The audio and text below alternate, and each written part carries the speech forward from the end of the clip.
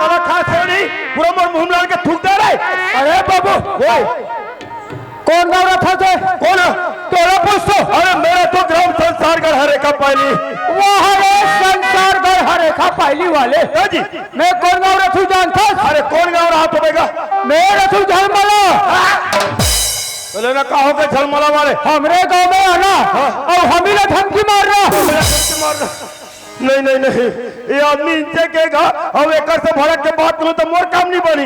ये भैया वो मतलब ती गांव के किसान ये गांव के किसान लोग रे मैं है गांव के बेईमान लो बेईमान। मतलब बेईमान नहीं कहा तो मतलब ते गांव के बुजुर्ग सियान हो गए। हाँ ऐसे मान ले बाबू। तो एक बात पूछू बता रहा है पूछ ले। इनसे घेन माखन लाल निषाद कत करे थे मोल बता दे भैया। ये भैया ये कोई असाद वसाद नहीं रहा रे सब राधे स्वामी। भैया इनसे घेन माखन लाल निषाद थे ओकर मोला पता चे संगवारी वो आदमी ला निचिन है भैया। बचपन में चिन्हत रहे उनका जाति लोगे कल चिन्हूंगा जेल आदमी ला खोजा था सुना। अरे माखन लाल निषाद नहीं जी ते माखन लाल निषाद हो ते मोला नहीं चिन्ह जी। कौन है भैया? अरे हरे का पाली वाले शिवराज सिन्हा जी। नहीं तो मोला नहीं चिन्हे तो वही नहीं कहते। मैं कलार टूरा कही के कलार और सिन्हा का है मैं नहीं जानो भैया। जैसे केवट और निषाद एक के ना उसने कलार और सिन्हा एक के वह संगवारी जी बड़ दिन में मुलाकात हो है भैया। हो भैया लोग लड़का मन कैसे है? सब बढ़िया है। घर द्वार हा कैसे है? बहुत सब बढ़िया है। और तुहर घके हा कैसे है?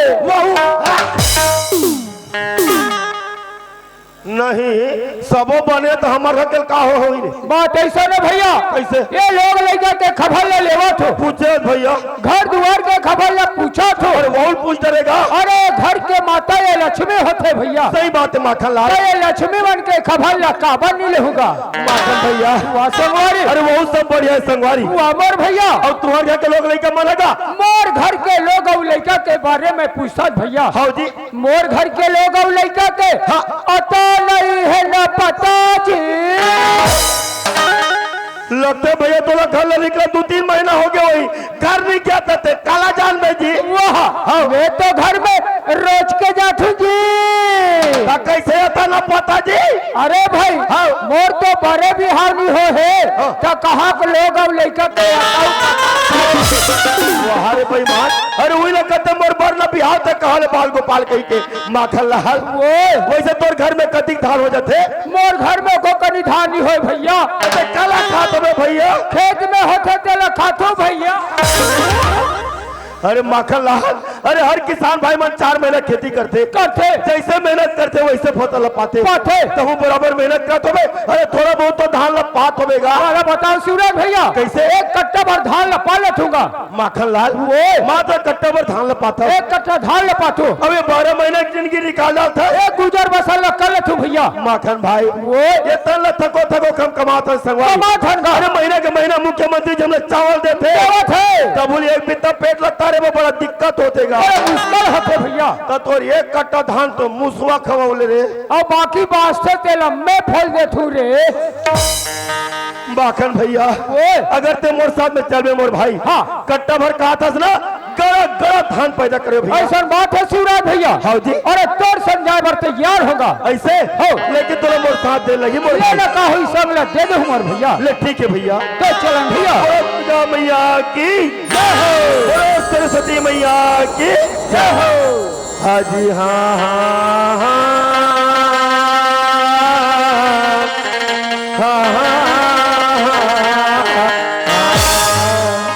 तो सदा भवानी दाहिनी तो सदा भवानी दाहिनी और सन्मुखी गौरी गणेश जी 5 देव मिल रक्षा करे।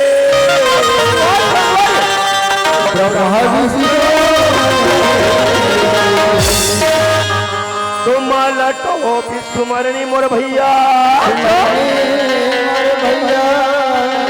और गुरु ने के दिए बकसीस जी, छोटे छोटे हम लड़का आए,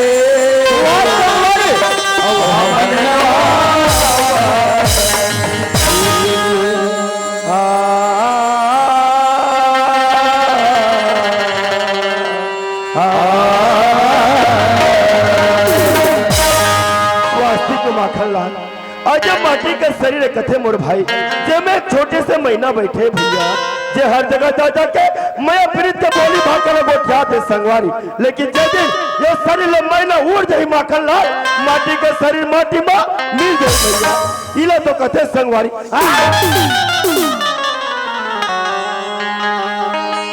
माखन तेरे भूत नाना मेला आलू साग चना खवा होगा बोले खैता सूती कही के ये मकान ये बेईमान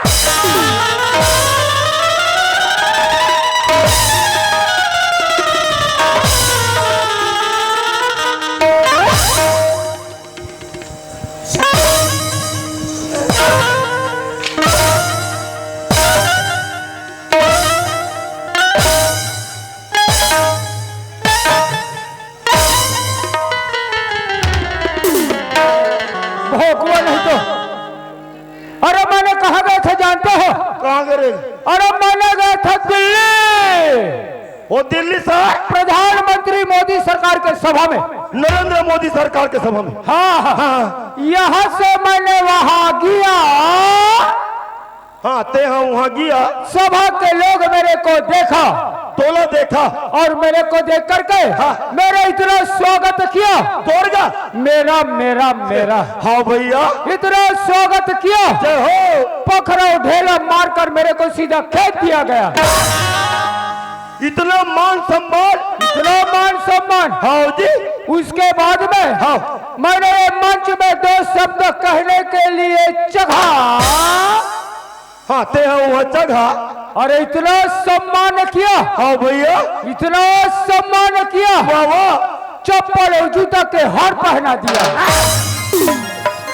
अब इंचो के वही काम कर बे झलमला में तोरा पाथर है नहीं, घोलहान ना फेंक के माहिर बेईमान। अरे बाबू हाँ, मैं सम्मानित आदमी हूँ, हाँ, लोग मुझे देख करके सम्मान करते हैं। अच्छा, और तो जैसे कमचोर आदमी ना वही पकड़ा ढेलम फेंक के मार देता है।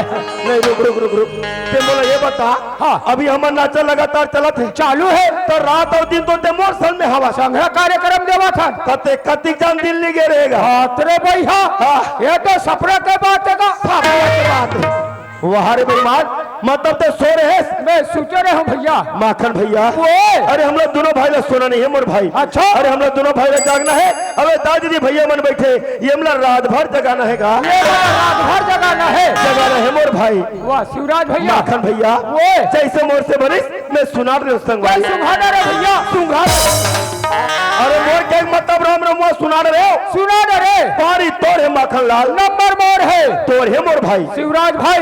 एक तो हम कभू कहा नहीं ले, कैसे एक तो हम कभू कहा नहीं तो कैसे सुनी, और कथन ना हाँ, ते बने तान के कथन था हमला।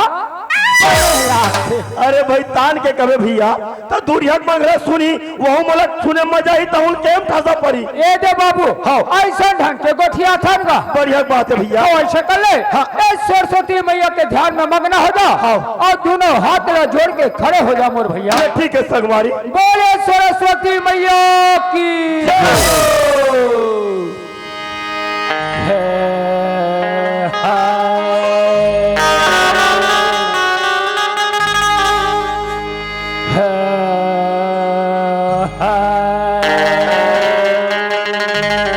शुरू हो जा भैया। आजी हो आओ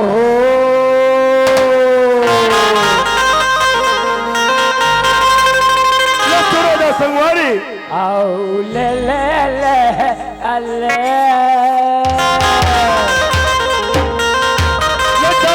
भैया, आओ ती ताती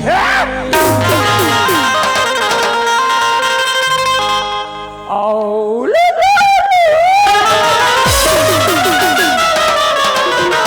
मुठर मने सुनाए ला कथो ते तोर कार बेईमान ती ती ती ती तो मैं तो सूर धरा थूगा का धरता सूर का काकर भरल डोहर मेरे अरे वो सूर निकालेगा स्वर कथे स्वर हाँ स्वर धरत रहो भैया तो स्वर धरा गे स्वर धरा गए ले शुरू हो जा मोर भाई अजी अरबड़ी पापी करे हर्ष भैया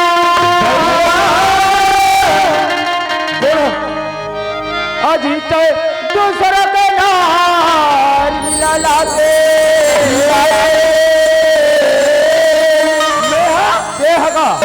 अरे हाथी जोड़ी के माफी मांग ले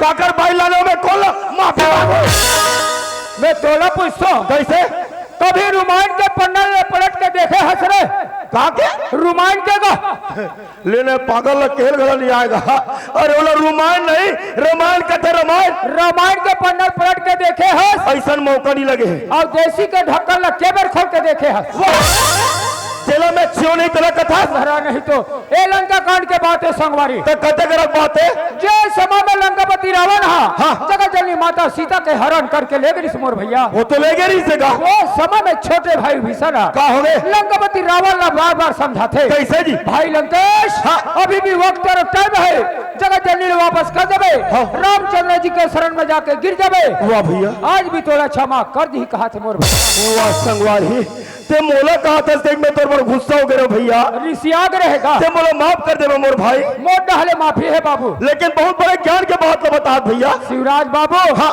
ते हम केवट के संगत में परे हंसगा सही बात है निसाब भैया तो संगत ला कबू जिंदगी में नहीं छोड़ोगा केवट के बात था दाई दादा हो हाँ रामायण में मिलते महाभारत में मिलते भैया मिलते गा और कलार के बात है तो कोनो जगह नहीं मिले रे नहीं तो ते मोर जाते पाक लोग कटबे रहा तो मैं गलत थोड़े बोला तू भैया अतिक से की मारा था रामायण में महाभारत में बात है केवट के मिलते कहीं के चल भले करण भजन सुना रे शिवराज भैया कैसे छत्तीसगढ़ के माटी में जन्म ले हनगा ये तो माटी के शरीर ले पान मोर भाई छत्तीसगढ़ महतारी के बखान कर लेथन हाँ। अब ये भवसागर ले पार हो जाथन मोर अरे ऐसे मौका बार बार नहीं मिले मोर भैया चलन भैया हाँ जी। छत्तीसगढ़ महतारी के बखान कर लेथन गा ले ठीक है संगवारी ये जी बोल छत्तीसगढ़ के माटी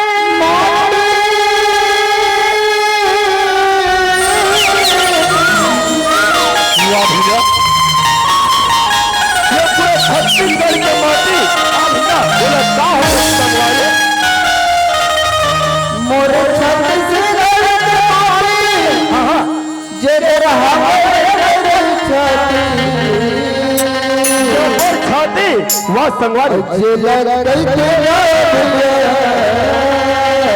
का कथे मोर भैया अब ये लगा गई थे का कथे संगवारी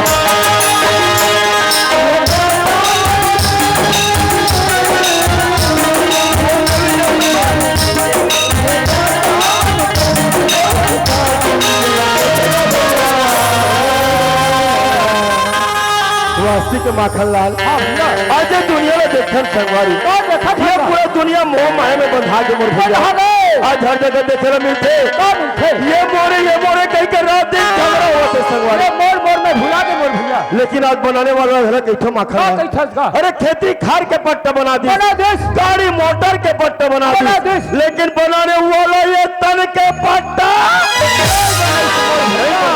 भाई इला का कथे भैया कथे संगवारी इला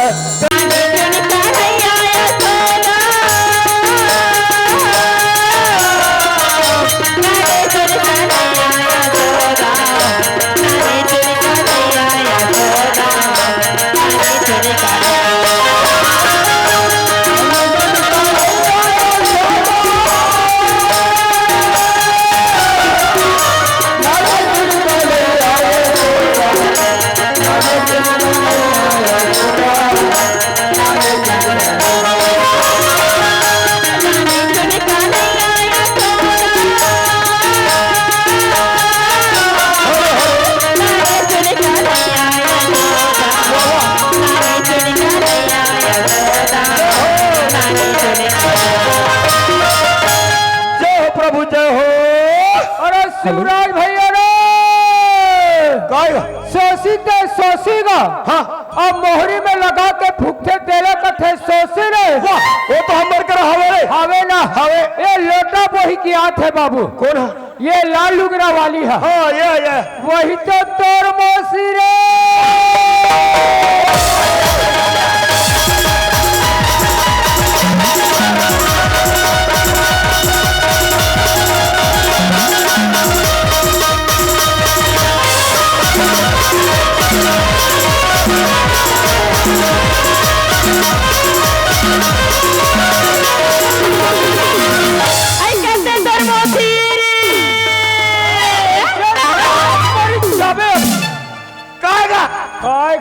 ये हटोर मौसी रहेगा कते ये देख लाल लुगरा वाली है ये मोर मौसी नो है तो कौन है जी पीपरू के परेती ने तो जैसे मुंह में आते तेसने गोठियाते अली देखे थियो जतीर जन क्यों होता तीजन के देख तो हमारे गांव में एकदम नवरिया का दिखते आई जाके एक भाखा पूछ ले आई भैया बोल के है भाई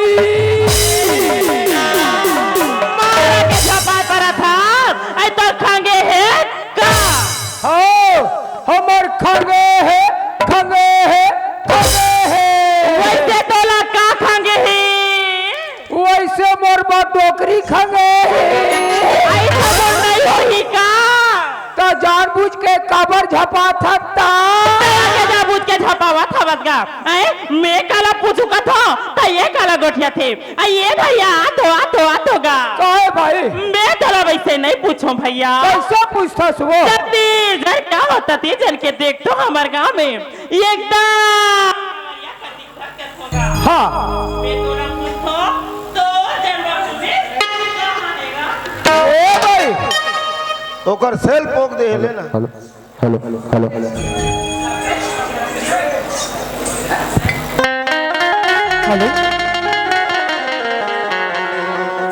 मैं तोला पूछो तो जन्मभूमि कहाँ है कीजिएगा ए भाई हाँ। मोरे घर संगवारी हवे ना हाँ। वो संगवारी ला पूछ के आखी कहन तोलो बतावा तू ले ठीक है भैया ये नंबर में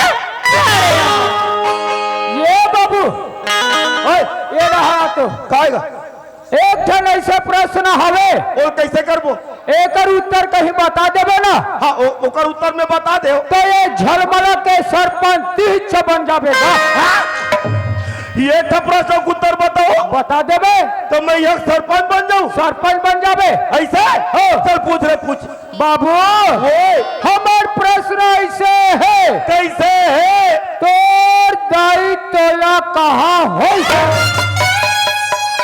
कब अबे वैसे हमार प्रश्न है यार हम नहीं बताऊं जा तो जाना माटी डालबे काबर सरपंच बने बड़ा था चलन भैया वही बाई बताए बर चला था रुक अगर एक तो प्रश्न का उत्तर बता दे बता देवे तो मैं यह सरपंच बन जाऊँ सरपंच बन जावे और 5 साल में कोई कार्यक्रम मोला अच्छा चल गए बढ़िया रही आने वाले पंचवर्षीय का हाँ प्रचार करे नहीं लागे अहित करे नहीं लागे और सरपंच बन जाऊँ इच्छा बन जावे है नहीं हो कैसे के तोर दाई तोला कहा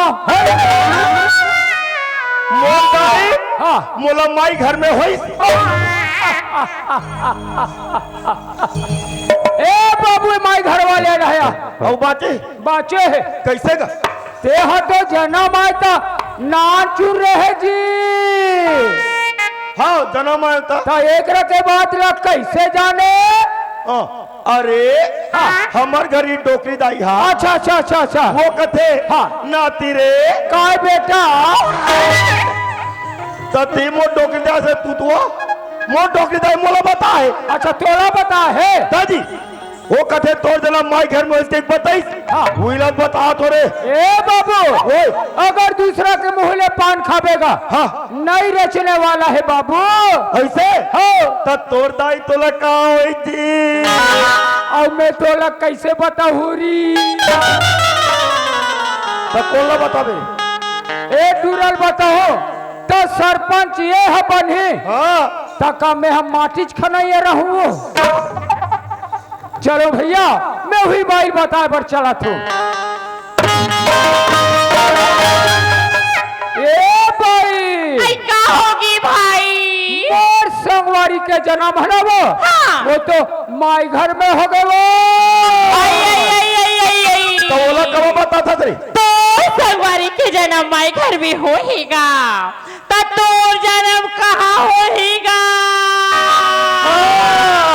अब चल बता ना रे बल्लू बता ए भाई हाँ हमार घर डोकरी दाई है ना वो हाँ। हमार घर ना और बड़ा कन छेरी रहे कहा वो और तुहर घर हमार घर जी 7 बजे के बेरा है भाई 7 बजे के टीमेगा 7 बजे कट्टे में बेर हमार टिम टिम ऐसे करत रहे वो उल्टा था हाँ जी हमार घदाई है जाना नहीं पैस भाई कैसे होगी भाई शेरी गोदनी में ना शेरी लेडी बाहर है बा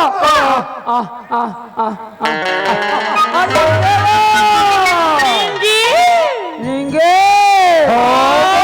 ओ सुनल बेरम भाई कैसे होगी भाई हम भूस ले आगे वो चला नहीं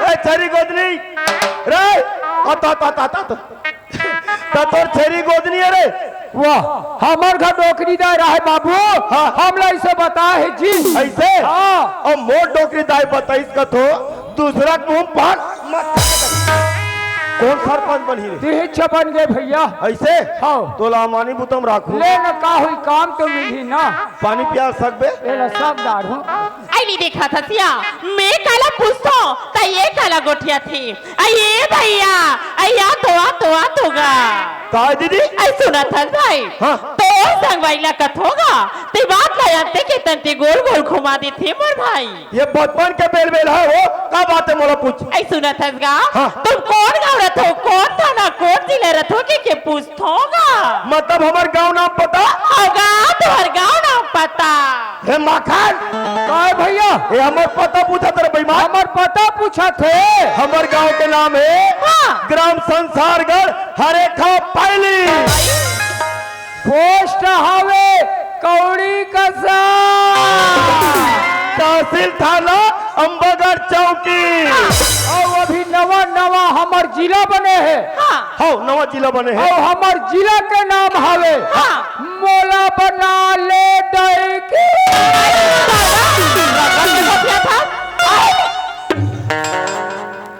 ये तिनारे पागल ते मोला ये बता हाँ हमार नवा जिला का नाम है मोला बना ले डर के और मोरे फरक से पागल है अरे वैसा नाम नहीं है वैसा नाम नहीं है दादी कैसा है भैया मोहल्ला मालपुर चौकी वो पोटा लप लप करिस तभे बालोद में भैया तुम नाश्ता करके चल दो। हाँ। 1 प्लेट नाश्ता लगा भाई के हो बने के अब ये दे तन हम नाचा के पोस्टर में देखते। हाँ। सारंगगढ़ कथे सारंगगढ़ में वो संसारगढ़ हरेखा पाई लिए बने करे समझा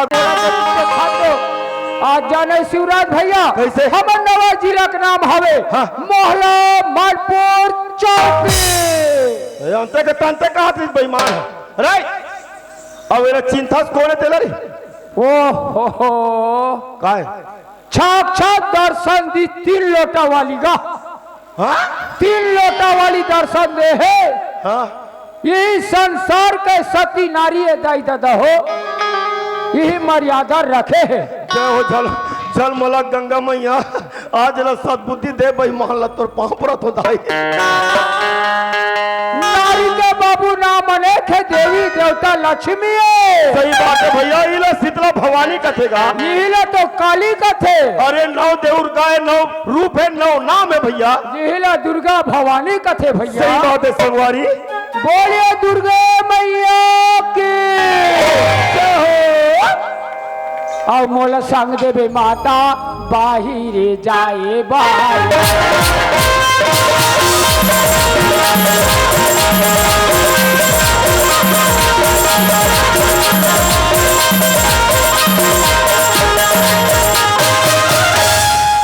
ए रुक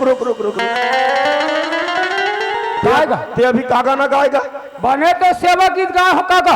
नहीं बाजा बाजी सेवा गीत पता है मोला हाँ। लेकिन ते गाना गाए सब तक समझ नहीं ऐसा का ये पूरा भैरा भोकवा है ये काला जान है भैरा हनी सुने कथे भोकवा हनी जाने कथे। नहीं वो राजा राम सरी कोतिक पान नहीं हो ऐसे है हाँ। ये ऐसे के हो कैसे? अब मोला संग देवे माता हाँ। बाहिरे जाए बाहर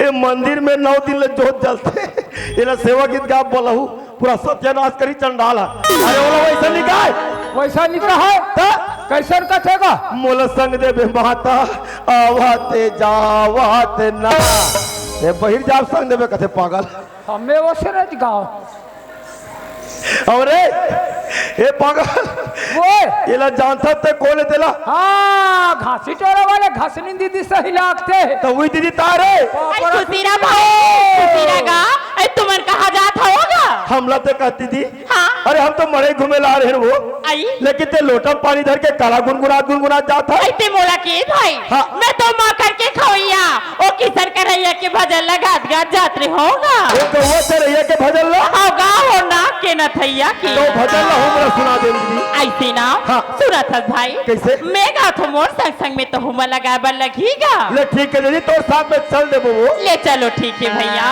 हाँ आई नाने चुने कान्हैया या सोना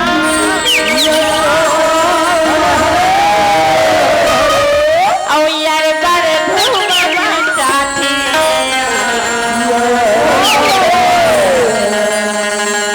आई नाने चुने कान्हैया या सोना औ यार बर लाले थे